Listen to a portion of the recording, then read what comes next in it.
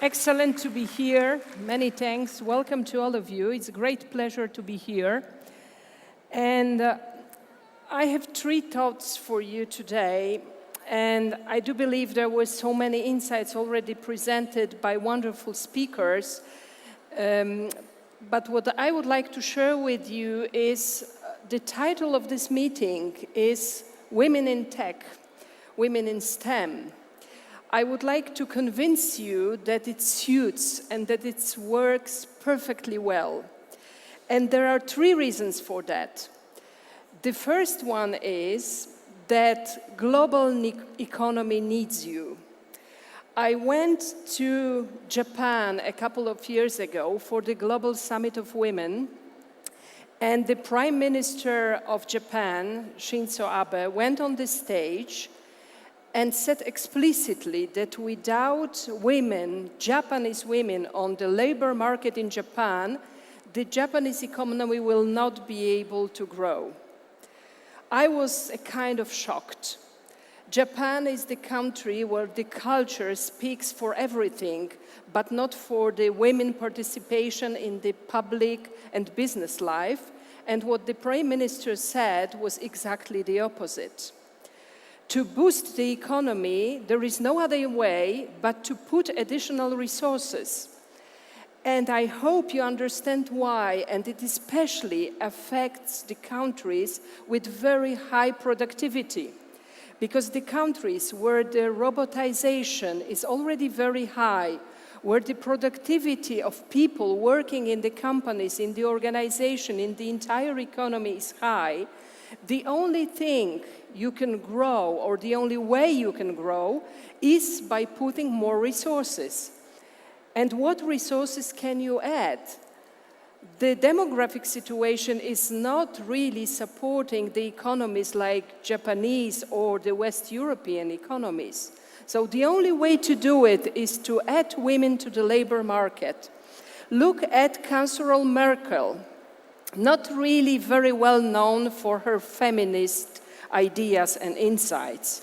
But look what she did a couple of years ago. She started inviting key female German leaders for economic summits to discuss the future of German economy. So even in Germany, the country where you used to hear that women are supposed to follow the 3K, which is Kinder, Küche und Kirche, church, children, and cooking, this is also gone. The German economy is missing talent in the same way as the Japanese economy is doing. So this global impact of putting female talents on the labor market is key for the growth of the economy. So this is one of the reasons why I do believe you are on a perfectly well path to the success. So global economy needs you. That's my first thought. The second one is companies and organizations need you. Look at the list of the sponsors and partners. These are all top companies of the world. These are top brands of the world. And look what's happening on the market. They are all chasing for talents. The only thing you need to do is to expose yourself to that chasing. It's in your hands. Nobody will do it for you, as some of the speakers already indicated before.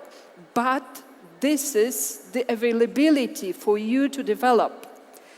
Look at how companies are competing for talent on the labor market. Many of them are following more or less the same pattern of attracting people, of responding to the needs of the respective generations being active on the labor market. Almost everybody is doing it. But everybody is also saying, my company is the best one. I am the best employer. I need your talent. Look also how business is changing, how the STEM is changing. We used to have a very clear split between OT and IT. IT experts used to say, I am an IT expert, I do not understand production automation. With the Industrial Revolution, 4.0 Industrial Revolution, this is changing dramatically. The different areas are interfering. Being an expert in a very narrow discipline is no longer a choice. You need to look throughout the whole value chain of those companies and think what professions are really appreciated there. And then you will find out it's not only about IT experts, it's not only about engineers, it's also about people with managerial skills, it's also about psychologists, it's also about people who know how to develop organizations, how to manage people. So my second thought, companies need you desperately, the same as the global economy does. And my third argument why I believe women in STEM or women in tech works very well. It's the most important one. It's about you. You have, first, all the skills and capabilities of being the leaders of those companies, of being the leaders of the world. You've been educated, you are not limited by anything. The issues that stopped us from traveling around the world, from moving from one country to another, from speaking foreign languages, all those obstacles are gone. The world is open, and you can do practically whatever you want. So, sky is the limit. Second, it was also told before, females tend to have capabilities that are more and more appreciated by the companies and by the organizations.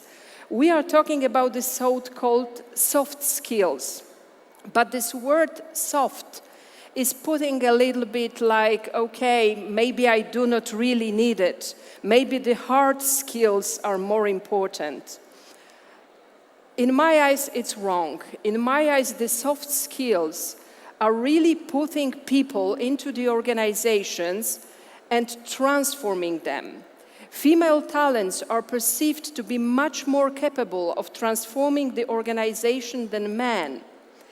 Female jobs will also be replaced in the process of robotization and digitization, but the percentage of this loss is slightly lower as far as female jobs are concerned than men. This is a global trend, and this is something that should motivate you even more to chase for a good job and to go on your career path. And last but not least, the skills, the soft skills, the so-called soft skills, are being translated into the skills of the future, but the future is already today. The future is now. And those skills are, for instance, capability to solve complex problems, teamwork, open communication. All those capabilities are much closer to women's hearts and nature than men. So being a woman, you are fully equipped with all the capabilities needed to go on your career path. And please remember, out of all the virtues, the virtue, the capability to discern is the most important one. So be mindful, be bold, and go for it. Thank you. Thank you.